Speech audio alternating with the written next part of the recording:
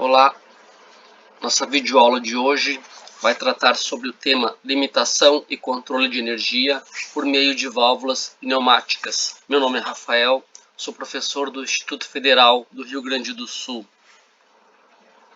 Os objetivos de nossa aula de hoje são mostrar o funcionamento e descrever as principais características das válvulas direcionais, apresentar os tipos construtivos de elementos de controle, os tipos de centros de válvulas de três posições e o princípio de funcionamento de válvulas diretamente operadas e de duplo estágio.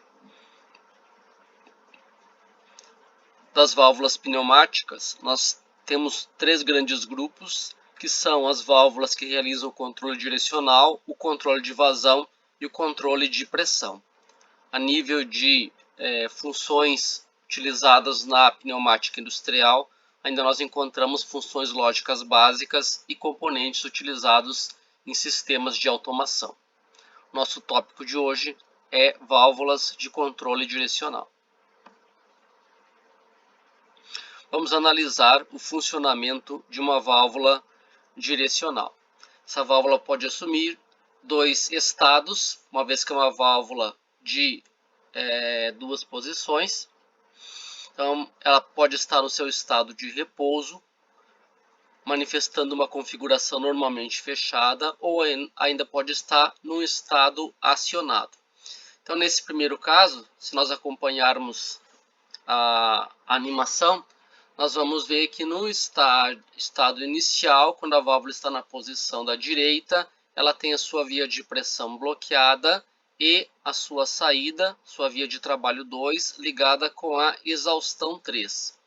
Quando a válvula ela é acionada através de um elemento externo, ela assume a posição da esquerda, a linha de pressão 1 liga com a saída 2 e a via de exaustão é bloqueada. A animação nos permite observar esta mudança entre os dois estados. Então, no estado sem acionamento, 1 está bloqueado e 2 está ligado com a exaustão 3. Quando a válvula é acionada, liga-se 1 com a saída 2 e bloqueia-se a saída 3. O mesmo procedimento se repete quando nós trabalhamos com válvulas de 5 vias. Então, nós temos esse elemento de controle que permite a passagem ou bloqueio do ar comprimido. Nesse caso, é um elemento deslizante, chamado de carretel deslizante. Quando a válvula assume a posição da direita, ou seja, ela vai então estar ligando a pressão 1 com a saída 2 e a saída de trabalho 4 com a exaustão 5. Vamos acompanhar na animação. Liga-se 1 com 2 e a saída de trabalho com a exaustão 5. Na condição contrária, quando a válvula ela é atuada pelo sinal à esquerda, ou seja, ela assume a posição da esquerda, então ela liga 1 com 4 e a saída de trabalho 2 com a exaustão 3. Podemos acompanhar também pela animação. Liga-se 1 com 4 e a saída 2 com a exaustão 3. A nível de pneumática industrial, nós vamos ter vários tipos de eletroválvulas, que são as configurações mais utilizadas. Aqui estão alguns desses exemplos. Então, nós temos em A, nós temos uma válvula direcional de 3 vias e 2 posições, normalmente aberta. Na verdade, é uma eletroválvula de duplo estágio. O primeiro estágio por solenoide, o segundo estágio por pressão. Ainda no primeiro estágio, ela pode ser acionada manualmente ou por solenoide. Em B, nós temos uma eletroválvula, na verdade, de simples solenoide de 5 vias e 2 posições. Em C, nós temos uma válvula direcional de 5 vias, 2 posições, acionada por duplo solenoide. Todas estas são válvulas de duplo estágio. Em D, nós temos uma válvula de 3 vias, a via de pressão, a via de saída e a via de exaustão, de 3 vias e 2 posições, normalmente fechada, acionada por solenoide ou manual, no primeiro estágio, que libera a passagem de pressão e retorno por mola. E nas letras E, F e G, nós temos válvulas de 1, 2, 3 posições. Todas as válvulas são de 5 vias, a via de pressão. As 2 e 4, os números pares, são as vias de trabalho. E os números ímpares, 5 e 3, são as vias de exaustão. Então, o acionamento é por solenoide, são eletroválvulas do primeiro estágio, o segundo estágio é pressão. Então, nesse caso, a letra E nós temos um centro fechado, a letra F nós temos um centro aberto positivo. Positivo, ele é dado esse nome porque ele pressuriza ambas as vias de trabalho 4 e 2. Nós temos o centro aberto chamado negativo porque ele despressuriza as vias de trabalho da eletroválvula. As válvulas direcionais, elas têm dois tipos construtivos. Elas podem ser válvulas de sede ou de assento e também válvulas deslizantes. Então, no primeiro caso de válvula que nós estamos avaliando, são as válvulas de assento. Então, vamos ver as características. Então, as válvulas de assento possuem um obturador, também chamado de elemento de controle, que é o responsável pela liberação da passagem do ar ou pelo bloqueio. E este elemento de controle pode ser do tipo esfera, prato ou cone. Aqui ao lado, na figura, vocês observam, então, o elemento de controle do tipo esfera, do tipo assento, esse elemento cônico, e do tipo prato, em que o bloqueio é feito por uma face mais plana. Esses elementos de controle se deslocam axialmente no sentido de bloquear ou liberar a passagem de ar comprimido. Características desse tipo de válvula: possuem poucas peças de desgaste e, portanto, têm longa vida útil. Eles são utilizados aonde? Em aplicações que exigem respostas rápidas e reduzida ou moderada vazão, baixa manutenção e isenção de fugas de ar. Então, esse tipo de válvula não vai ser utilizado como um elemento pneumático para grandes vazões. Geralmente, esses componentes têm um tamanho bastante reduzido. Qual seria a limitação que faz com que essas válvulas de assento sejam pequenas?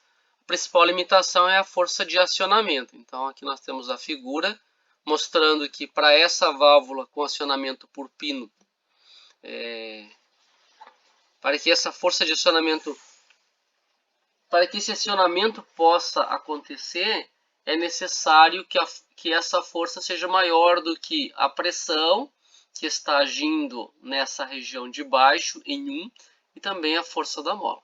Então, é o que está descrito no item 1. A força de acionamento deve ser superior à força da mola e da pressão do ar comprimido, a qual age sobre a área do elemento. Então, por causa dessa questão de força de acionamento, esse tipo de válvula precisa limitar o seu tamanho, o que traz como consequência esse tipo de válvula trabalhar com vazão baixa, que visa reduzir a força de acionamento que limita a vazão de operação. Se nós tivermos uma válvula muito grande, pressão vezes área vai gerar uma força pneumática que vai fazer essa válvula permanecer fechada. Para superar essa força pneumática, então uma força de acionamento também proporcionalmente maior deve ser aplicada para fazer essa válvula atuar. Então isso limita devido à não viabilidade de se utilizar grandes forças de acionamento em válvulas pneumáticas. A pressão age no sentido de forçar o obturador, o elemento de controle, contra a sede da válvula, o que garante boa estanqueidade. Se nós observarmos aqui na figura ao lado, vamos ver que essa região em 1 da pressão, ela vai agir na parte de baixo, que vai forçar então esse elemento de controle a fechar a válvula. E quanto maior for essa pressão, maior vai ser a força atuando sobre esse elemento para garantir o contato dessa região mais escura, que representa um elemento de vedação contra a estrutura interna da válvula. Ou seja, essas válvulas elas vão permitir, ou melhor, vão impedir vazamentos ou seja, elas vão ser válvulas mais estanques em comparação às válvulas deslizantes. Ainda estudando o princípio de funcionamento de uma válvula de assento, nossa descrição, no nosso texto está descrito que elas são robustas, praticamente insensíveis à sujeira, ou seja, quando a válvula é acionada, as partículas contaminantes são arrastadas juntamente com o ar, não obstruindo as folgas existentes. Então aqui a figura ilustra muito bem o que acontece. Então nesse tipo de válvula que tem um obturador cônico, os contaminantes estão localizados aqui na região externa do obturador, porém a folga radial dessa válvula não é uma folga estreita, é uma folga grande, de modo que quando a válvula funciona, o próprio ar comprimido ele acaba eliminando esses contaminantes, fazendo com que elas sejam pouco sensíveis à sujeira. Esse tipo de válvula também são usadas para comandar cilindros de simples ação, como válvulas pilotadas ou elementos de emissão de sinais. Aqui nós temos um exemplo de válvula de assento chamado de válvula de sede esférica. Na figura mostram-se os dois estados de funcionamento, a válvula fechada, a via de pressão fechada e a saída 2 interligada com a exaustão. E no estado da direita nós temos a condição de aplicação de uma força externa sobre o pino, o que garante o acionamento, a ligação da via de pressão com a saída e o bloqueio da exaustão. Então a construção dessas válvulas é muito simples, apresenta dimensões reduzidas, comutação sem sobreposição e baixo preço. A questão da sobreposição implica que, assim que a força de acionamento atua, um deslocamento muito pequeno do elemento de controle já permite a passagem do ar, por não ter nenhum tipo de sobreposição. Esse tipo de válvula mostrado aqui na figura é livre de exaustão cruzada durante a transição, que significa que primeiro, antes da válvula abrir, vai haver o bloqueio da via de exaustão e somente depois a via de pressão vai ligar com o 2. Existem alguns modelos de válvulas disponíveis no mercado em que durante a comutação ocorre uma pequena comunicação da via de pressão com a exaustão. Então, durante essa comutação vai se ouvir o barulhinho pneumático, o barulhinho da passagem do ar comprimido, e só depois é que é liberada a passagem da linha de pressão para a saída 2. Nesse caso aqui não ocorre isso. Não existe essa ligação, uma vez que essa via de exaustão ela é fechada e somente depois é que a válvula ela é aberta, permitindo a interligação da entrada 1 com a saída 2. Aqui nós temos uma válvula de assento, normalmente fechada, acionada pneumaticamente. Também nós vemos na figura os dois estados dessa válvula. A primeira condição é a condição fechada, ou seja, um está bloqueado e a saída 2 está ligada com a exaustão 3. Aqui a figura em corte mostra esse mesmo comportamento. A via de pressão bloqueada, nós temos essa região em vermelho que são a parte da vedação da válvula, e a saída 2 ligada com a exaustão. E a linha de pilotagem, a linha 12, está sem pressão.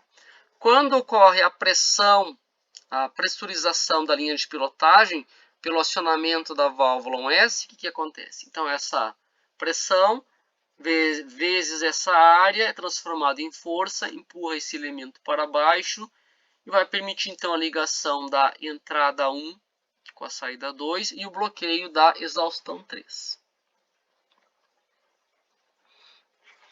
Muitas dessas válvulas de assento elas são usadas como elementos de fim de curso, acionados por pinos ou por sensores. Então, nesse circuito pneumático mostrado aqui, nós vemos o seguinte, que nós temos uma válvula direcional de comando que pode ser acionada pela linha de pilotagem 14, que por sua vez liga a linha de pressão 1 com a saída 4 e permite o avanço do cilindro. Ou ela ainda pode ser acionada pela pressurização da linha de pilotagem 12, que por sua vez vai fazer a válvula assumir a posição à direita e vai ligar a linha de pressão 1 com a saída 2 e o ar vai sair então de 4 para a exaustão 5. Como esses dois sensores, um S1 e um S2, são posicionados? Então, vamos observar a simulação. Porém, antes de fazer a simulação funcionar, vamos novamente explicar esse mesmo conceito, mostrando esse circuito. Aqui nós temos a fonte de pressão, aqui nós temos a fonte de pressão. A fonte de pressão está ligada aonde? Essa válvula de comando, que representa a válvula de 5 vias, com acionamento por pressão em ambos os lados. Aqui a linha de pilotagem 12 e a linha de pilotagem 14, semelhante ao que está no circuito pneumático ao lado. Nós temos também as vias de exaustão e temos as vias de trabalho 2 e 4 dessa válvula direcional. Então, quando esse pino aqui ele é acionado através do ressalto que está preso na haste do cilindro. Então, a própria região cônica da haste vai fazer com que o pino seja empurrado para baixo e essa atuação faz com que a linha de pressão, né, seja ligada com essa linha de pilotagem. Tá? Quando esse cilindro retorna, ele vai empurrar esse pino para cima. E como ele sobe, ele vai ligar então essa linha de pressão com essa outra linha de pilotagem. Então, de modo que, à medida em que o cilindro avança, ele vai ser acionado pelo sensor de fim de curso, que aqui no circuito pneumático está sendo denominado de um S2. E quando ele retrai, ele aciona esse segundo pino. E quando aciona esse segundo pino, vai fazer a válvula mudar de posição, pilota essa linha da válvula de 5 vias, esse carretel é deslocado para a direita e vai ligar a via de pressão a essa linha em vermelho. Vamos observar então o funcionamento da válvula do cilindro, que é comandado pelos fins de curso.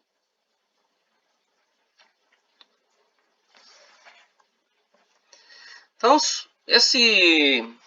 essa simulação foi mostrada com o objetivo de mostrar a aplicação dos roletes de fim de curso. Então, esses roletes são posicionados normalmente nos fins de curso do cilindro e tem a função, então, de automatizar o processo através de um sistema mecânico pneumático. Porém, existe uma diferença desse rolete para aquele pino mostrado anteriormente. Essa é uma válvula chamada válvula de duplo estágio. O que significa duplo estágio? A simbologia ela nos dá uma breve visão de como funciona. Então aqui nós temos dois acionamentos dispostos em série. Então o primeiro acionamento é um rolete, o segundo acionamento representa uma pilotagem, ou seja, um acionamento por pressão. Então significa que primeiro essa válvula é acionada pelo rolete e o rolete permite a passagem da pressão para comandar o acionamento dessa válvula. Vamos olhar aqui na figurinha para tentar entender. Então nós vamos primeiro identificar as partes da válvula. Temos a via de pressão 1 que está bloqueada e a saída 2 está ligada com a exaustão 3. Também nós temos aqui o rolete responsável pelo acionamento da válvula e nós temos uma passagem do ar comprimido que está bloqueada por esse pistão auxiliar e por essas regiões em vermelho que representam os elementos de vedação.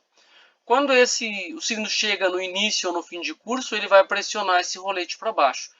E quando acontece isso, existe entre o rolete e o pistão, ou melhor, essa passagem de ar, nós temos esse pistão auxiliar. Quando empurrado para baixo, ele permite o que? A passagem do ar comprimido, que vai entrar nessa câmara, que é a câmara do estágio principal. Então, o primeiro estágio é o estágio por rolete.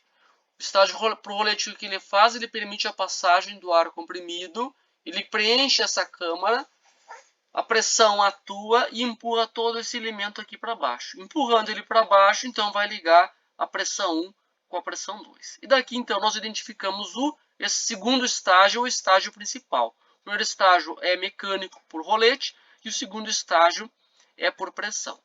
Por que essa válvula é feita dessa forma? Para diminuir o esforço sobre o rolete. Porque não é o rolete quem faz a válvula abrir. O rolete apenas libera a passagem da pressão e é a pressão que é a responsável pela abertura efetiva da válvula. Com isso, se diminui a força de acionamento utilizando uma válvula dita de duplo estágio.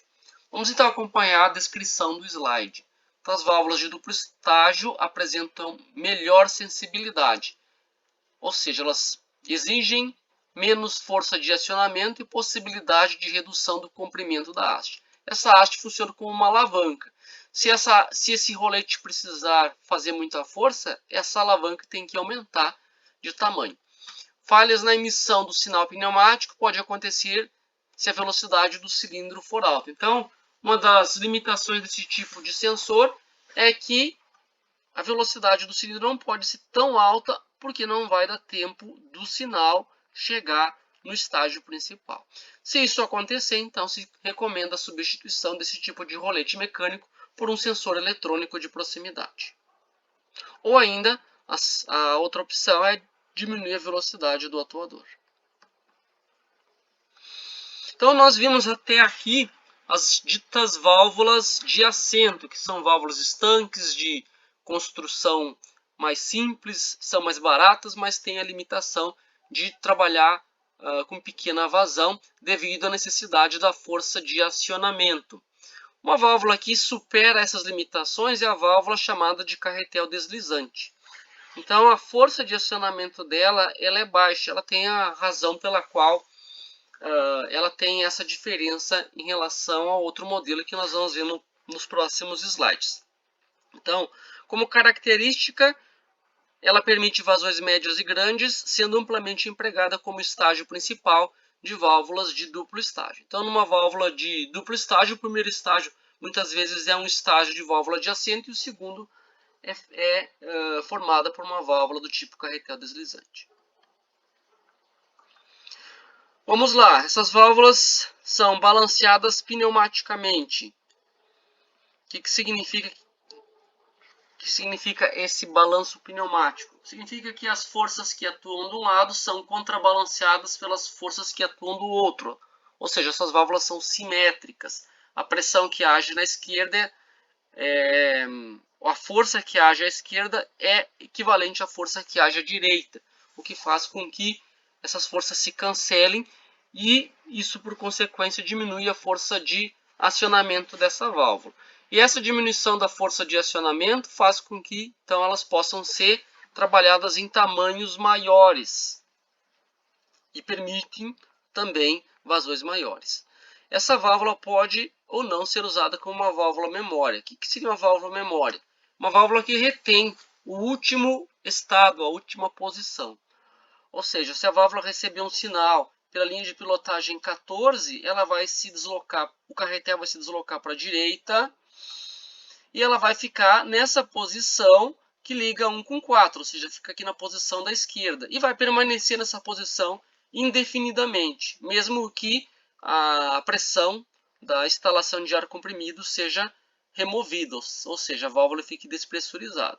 Quando que ela muda de posição de novo? Quando ela receber um sinal de pressão vindo do outro lado. Então o carretel muda de posição e permanece nessa nova posição até que receba o sinal de pressão vindo do lado oposto. Isso pode ser bastante vantajoso em vários tipos de circuitos, uma vez que não é necessário manter um sinal. Então, se nós imaginarmos uma eletroválvula, isso está indicando que essa válvula não precisa permanecer energizada. Isso vai trazer como consequência uma redução de consumo de energia desse tipo de componente, se ela puder ser utilizada como válvula memória. Outra característica é que ela pode apresentar problemas de vedação, o que vai acarretar em fugas de ar devido a danos nos elementos de vedação. Então, se nós observarmos ainda essa figura, nós vamos observar que tem umas regiões mais escuras que são anéis de vedação. Eles têm a função de diminuir, minimizar ou até impedir fugas de ar interna de uma região de pressão mais alta para uma região de pressão mais baixa. Mas devido a esse deslocamento longitudinal do carretel, é possível que com o tempo esse elemento de vedação ele possa sofrer desgastes. Então, isso pode gerar vazamentos internos. Eletroválvulas com funcionamento intermitente podem travar devido à presença de umidade e contaminantes. Então, se essas válvulas funcionam por um período, mas ficam muito tempo paradas, devido a essas folgas entre o carretel e o corpo da válvula serem folgas muito estreitas e acontecer algum tipo de contato, então muitas vezes elas acabam emperrando um pouco. Tá? Então, é necessário que essas válvulas trabalhem de forma mais contínua ou, em muitos casos, que elas sejam lubrificadas.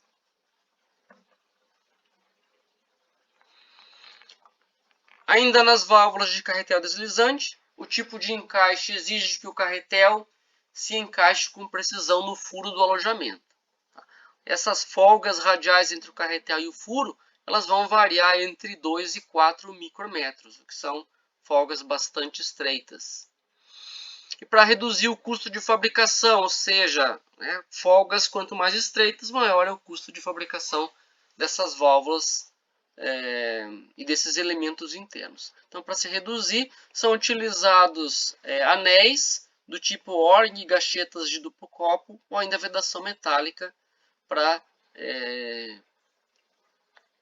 realizar a vedação. Válvulas com acionamento elétrico diretamente operadas. Então, as válvulas pneumáticas mais utilizadas são eletroválvulas acionadas por solenoide. Aqui na simulação nós vemos um controlador lógico programável que está enviando um sinal para o solenoide de uma eletroválvula e a comutação dela, ou melhor, a energização do solenoide produz a movimentação do carretel que permite a passagem do ar comprimido. Essas válvulas elas podem ser diretamente operadas ou podem ser válvulas de duplo estágio. Essa válvula mostrada aqui é uma válvula diretamente operada, uma vez que a armadura ou núcleo móvel do solenoide ele atua diretamente sobre o carretel da válvula. Então, nessas válvulas diretamente operadas, também denominadas de simples estágio, o núcleo móvel ou armadura do solenoide atua diretamente sobre o elemento de controle da válvula, abrindo-a ou fechando. Vamos ver o funcionamento deste modelo de válvula de simples solenoide, ou seja, de atuação direta. Então, aqui nós temos a bobina, a armadura, que se desloca mediante a energização dessa bobina. Então, nessa condição mostrada da válvula à esquerda, ela apresenta sua configuração inicial normalmente fechada. A via de pressão está bloqueada e a via de exaustão em 3, ela está internamente ligada com a saída de trabalho 2. E aqui nós temos a representação do solenoide denominado 1Y. A simbologia da válvula mostra a configuração dela. E aqui mostra o seguinte, essa válvula, como ela tem dois acionamentos com disposição em paralelo, ela está dizendo que esse acionamento pode ser elétrico ou ele pode ser manual. Essa simbologia representa um manual genérico. Esse manual genérico pode representar qualquer coisa que o usuário possa utilizar para produzir a comutação dessa válvula. Então, nesse caso, o fabricante disponibilizou um parafuso de abertura. Então, ao girar esse parafuso, eu consigo realizar a abertura dessa válvula. Então, na condição da direita, nós temos a situação da válvula energizada. E na energização, o que acontece? A armadura é deslocada para cima e esse deslocamento, então, permite a passagem da linha de pressão para a linha de saída e também o bloqueio da saída de exaustão. Nesse slide nós vamos apresentar válvulas com acionamento elétrico de duplo estágio. Esse tipo de válvula ele foi desenvolvido para reduzir a força de acionamento, ou seja, numa válvula de duplo estágio não é o solenoide que age diretamente sobre o elemento de controle. O solenoide apenas libera a passagem da pressão do ar e a própria pressão é quem faz a válvula mudar de estado. E por consequência, como nós podemos trabalhar com solenoides de tamanhos menores, isso vai influenciar no consumo de energia também da eletroválvula. Então, o primeiro estágio, denominado de estágio piloto, libera a pressão do ar comprimido para o segundo estágio, que também é chamado de estágio principal, onde a força resultante da pressão atua sobre o êmbolo da válvula para realizar a comutação. Então, como nós estamos falando de uma válvula de duplo estágio, o segundo estágio é feito por intermédio da pressão, esse tipo de válvula necessita de uma pressão mínima de pilotagem, que normalmente fica entre 2,5 e 3,5 bar. Pressões muito baixas acabam não sendo suficientes para gerar o deslocamento do elemento de controle. Vamos então avaliar o funcionamento de uma válvula de duplo estágio. Nós temos aqui na figura da esquerda o primeiro estágio, que é o estágio por solenoide, bastante semelhante ao slide anterior. Aqui nós temos a linha de passagem de ar comprimido interna. Essa linha de pilotagem está bloqueada. E aqui nessa região, que tem uma flechinha, nós temos o segundo estágio, que como não recebeu o ar de pilotagem, a válvula permanece parada. Porém, quando essa válvula está na condição energizada, a armadura então ela é deslocada para cima. Então, nós vemos aqui a situação em B, com a armadura sendo deslocada para cima, o ar passando pelo canal interno. O primeiro estágio libera a passagem do ar, o ar então ele é enviado para onde? Para a câmara do segundo estágio do estágio principal. E a própria pressão do ar é quem vai atuar sobre esse estágio principal para produzir a comutação da válvula. Ainda nessa interpretação de válvulas de duplo estágio, nós temos que analisar a simbologia. Então, nós temos um símbolo chamado símbolo detalhado, que mostra como a válvula funciona. Então, ela funciona como sendo duas válvulas. Uma válvula que representa o primeiro estágio, que tem o acionamento elétrico ou acionamento manual genérico, que é aquele feito pelo parafuso. Tá? Quando essa válvula é acionada, então, ela liga a linha de pressão com a saída, e essa saída, então, pilota o estágio principal. E o estágio principal, então, ele é acionado por pressão e permite, então, a passagem do ar para a linha de saída. Essa mesma simbologia pode ser representada por um símbolo simplificado. Então, aqui nós temos o acionamento por solenoide ou elétrico ou manual, e quando um dos dois é feito, eles liberam a passagem da pressão, e a pressão quem de fato faz a válvula comutar ou mudar de estado. Então, vamos para os detalhes. A produção do solenoide de maior tamanho torna-se comercialmente inviável. Então, nós poderíamos nos questionar. Bom, porque todo esse mecanismo interno de comutação da válvula, porque não se produz um solenoide muito maior que seja suficiente para fazer a válvula abrir. Aí as razões estão aqui. Né? Ele acaba se tornando muito caro, o consumo de energia também aumenta e nós podemos ter problemas de superaquecimento desse solenoide, caso seja necessário ele permanecer energizado por muito tempo.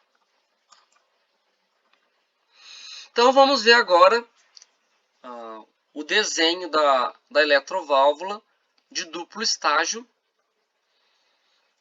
em sua construção completa. Então, novamente, vamos para as partes. Nós temos o solenoide, a armadura. A válvula no desenho da esquerda está na sua condição inicial, ou seja, uma válvula normalmente fechada. A via de pressão está bloqueada, a saída 2 está ligada com a exaustão 3, assim como a simbologia mostra a condição inicial. Quando a válvula é energizada, o que acontece? A linha de pressão 1 então vai passar, uma vez que a armadura é deslocada para cima por força eletromagnética, a pressão passa, atua na parte superior do pistão auxiliar, ele é empurrado então para baixo contra a força de mola e permite a passagem então do ar comprimido de 1 para 2 e bloqueia a saída de exaustão 3. Outros modelos de válvulas direcionais. Nós também trabalhamos com válvulas de 3 posições, que são geralmente usadas no comando de atuadores de dupla ação. Essa terceira posição ela é obtida mediante modificações realizadas no corpo da válvula ou do carretel, através de alterações no comprimento dos ressaltos ou distâncias entre os pórticos do corpo da válvula. Então, a válvula assume a posição central enquanto não houver atuação dos elementos de acionamento. Então, normalmente, o reposicionamento à posição central dessas válvulas de 3 posições é feito por intermédio de molas. É a condição mais comum. O tipo de centro é selecionado de acordo com o tipo de função. Nós temos alguns tipos de centros encontrados em válvulas pneumáticas. Então, nesse caso, nós temos 3 tipos de centro, mostrando válvulas pneumáticas acionadas por pressão. Então, o primeiro exemplo é essa válvula pneumática de 5 vias, 3 posições com centro fechado. Centro fechado por quê? Porque ele está bloqueando todas as vias da válvula.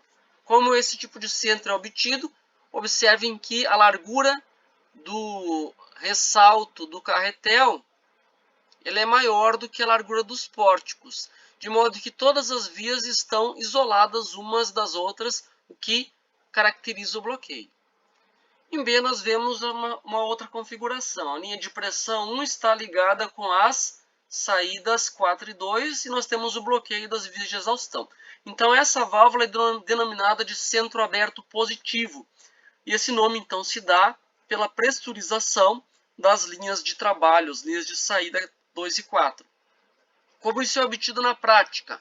Então, observamos aqui o seguinte, que o ressalto do carretel ele é um pouco mais estreito do que a largura do pórtico, ou seja, permite-se a passagem da linha de pressão para sair das 4 e 2. Observem que a cor azul está um pouco mais escura, o que está indicando que essas vias estão pressurizadas enquanto a válvula está na sua posição inicial ou central. Em C nós vemos uma outra configuração de válvula de 3 posições. Então aqui nós temos um tipo de centro aberto negativo. O que ele diferencia do centro aberto positivo? O centro aberto positivo nós tínhamos a condição das saídas 2 e 4 pressurizadas e aqui nós temos a condição das saídas 2 e 4 despressurizadas, visto que elas estão ligadas com a exaustão. Como isso também é obtido na prática, observem que a via de pressão 1 está bloqueada. Então a largura do ressalto do carretel maior do que o pórtico, está bloqueando a via de pressão. Porém, essa largura do pórtico maior do que o ressalto, nesses dois extremos do carretel, está permitindo que as saídas 2 e 4 de trabalho sejam ligados com a exaustão, que permite que qualquer ar confinado possa ser enviado para a atmosfera, o que vai fazer com que essas vias permaneçam despressurizadas. Ainda em uma válvula de 3 posições, vamos observar os 3 estados possíveis dessa válvula assumir. Então, na figura inicial, nós temos a válvula na sua posição inicial, com os 2 solenoides Y1 e Y2 desenergizados, ou seja, a via de pressão que está passando por esse canal superior está bloqueada pelos solenoides e pela força da mola o carretel está na posição central, bloqueando a via de pressão 1 e interligando as vias de trabalho com a exaustão. Quando o solenoide Y1 é energizado, permite a passagem da linha de pilotagem 14 para essa válvula e ela assume a posição da esquerda. Vamos acompanhar aqui no desenho. Então, a energização do solenoide da esquerda desloca a armadura para a esquerda, a linha de pressão passa por aqui e o ar preenche essa face à esquerda do carretel, empurrando ele para a direita. Esse movimento permite então a ligação da linha de pressão 1 com a saída 4 e ainda a interligação da via de trabalho 2 com a exaustão 3. Numa outra condição, nós temos a energização do solenoide Y2 com a liberação da passagem de pressão 12. Então, nesse caso, o que acontece? O solenoide à esquerda foi energizado, a armadura foi deslocada para trás, ou seja, para a direita, permitiu a passagem da linha de pressão, de pressão 1, o ar passou aqui pela armadura e está agindo na face à direita do carretel, empurrando ele para a esquerda, o que indica que esse movimento vai interligar a linha de pressão 1 com a saída 2 e a linha de trabalho 4 com a exaustão 5. Algumas características dessas válvulas de transposições. O primeiro tipo de centro a ser estudado é o centro fechado. Então vamos observar a figura à direita, o que está acontecendo. Todas as vias são bloqueadas enquanto a válvula não estiver atuada. Então esse tipo de centro é utilizado para paradas intermediárias ou para impedir o livre deslocamento de cargas acopladas ao atuador em caso de falha de acionamento.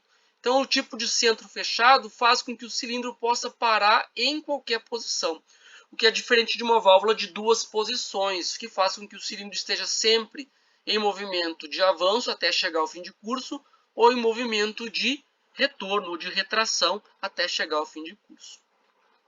O bloqueio das linhas do atuador não garante exatidão do local de parada do atuador por causa do efeito da compressibilidade do ar e de eventuais vazamentos. O que está indicando também esse descritivo? Está dizendo que se nós quisermos parar o cilindro em uma posição exata, só o fato de desenergizar os solenoides da eletroválvula não garante isso. Apesar de bloquear as saídas da válvula, o ar ele é compressível, ele funciona como uma mola. E se aqui na haste estiver acoplado uma carga inercial, significa que pela ação da inércia a carga tende a continuar em movimento e vai fazer o ar se comprimir um pouco mais, ou seja, não tenho garantia de exatidão de local de parada. Vamos ver dois exemplos de aplicação, contextualizando com o descritivo do slide anterior. Então, estava escrito que esse tipo de centro permite que o cilindro pare em qualquer posição. Aqui nós temos um portão que está sendo movimentado através de um cilindro de grande comprimento, de dupla haste, e que esse cilindro está fazendo o portão abrir ou fechar ou parar em uma posição intermediária. Então, isso pode acontecer também, desde que o cilindro seja movimentado e durante o percurso os solenoides sejam desenergizados, ou seja, a válvula vai bloquear todas as posições e o cilindro vai parar no meio do caminho. Ainda em cargas que tendem a puxar esse cilindro, esse tipo de centro também pode ser utilizado. Por quê? Porque caso ocorra algum problema de falha elétrica, ou mesmo se deseje parar a carga em uma posição intermediária, um ou ambos os solenoides vão ser desenergizados e a carga ela é obrigada a parar. Por quê? Porque a saída do ar ela é bloqueada e o cilindro também precisa estar parando no local ou próximo ao local, devido a essa não exatidão do local de parada em que a válvula for desenergizada. Outro tipo de centro é o centro aberto positivo. Ambas as saídas da válvula estão pressurizadas. Então, as características é que esse tipo de válvula pressuriza ambas as câmaras do atuador. Ela possibilita que determinados tipos de atuadores assumam uma posição específica quando a válvula estiver na posição central. Então, isso pode ser uma condição de segurança. Por exemplo, nesse caso de cilindro diferencial, se a válvula vier para a posição inicial, o cilindro obrigatoriamente vai avançar por causa da relação de áreas. Porém, também, em algumas aplicações, se quer reduzir o impacto de final de curso. Então, se esse cilindro está retornando e eu quero que ele desacelere, eu posso fazer a válvula assumir a posição inicial, ou seja, essa posição central, e durante esse movimento de retorno, o que acontece? Se ela assumir essa posição, ele vai pressurizar esse lado, como essa força é maior, isso vai causar uma desaceleração e vai diminuir o golpe desse cilindro antes dele chegar no seu início de curso. E o outro tipo de centro que nós estamos estudando é o centro aberto negativo, que tem como característica principal o despressurizar ambas as câmaras de um atuador. E também nesse caso, como no caso anterior, a despressurização pode ser um requisito de segurança. Então, numa situação de que um cilindro pressurizado poderia estar mantendo lá uma porta fechada, né, se tiver alguém preso em algum local, né, o fato de despressurizar o cilindro pode movimentá-lo de forma muito mais fácil e pode então atender a essa condição de segurança. Além disso, o fato do cilindro estar solto ou despressurizado facilita a inspeção e a manutenção do atuador e das cargas acopladas, uma vez que ele pode ser movimentado. Não vou dizer livremente porque isso vai depender da carga que está ligada à haste do cilindro. E é usado em aplicações que não causem a movimentação involuntária do atuador. Ou seja, se aqui na haste tiver uma carga que esteja puxando, eu não vou poder colocar esse tipo de centro porque as vias da válvula não param o cilindro, ou seja, a carga iria puxar, né? Isso poderia então causar algum tipo de acidente. Um último tipo de válvula que nós vamos estudar na apresentação de hoje são as válvulas de 4 posições, que são válvulas bem menos comuns. Então, a diferença básica desse componente em relação aos demais está no fato de que a válvula tem a 4ª posição, é óbvio.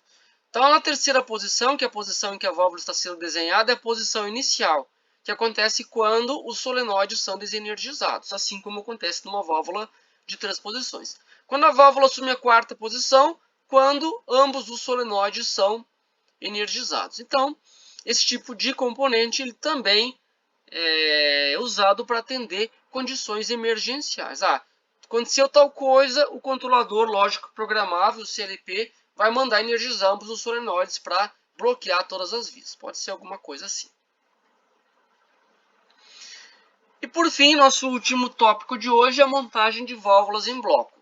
A montagem em bloco permite a operação de diversas válvulas em um único conjunto, o que traz uma série de vantagens.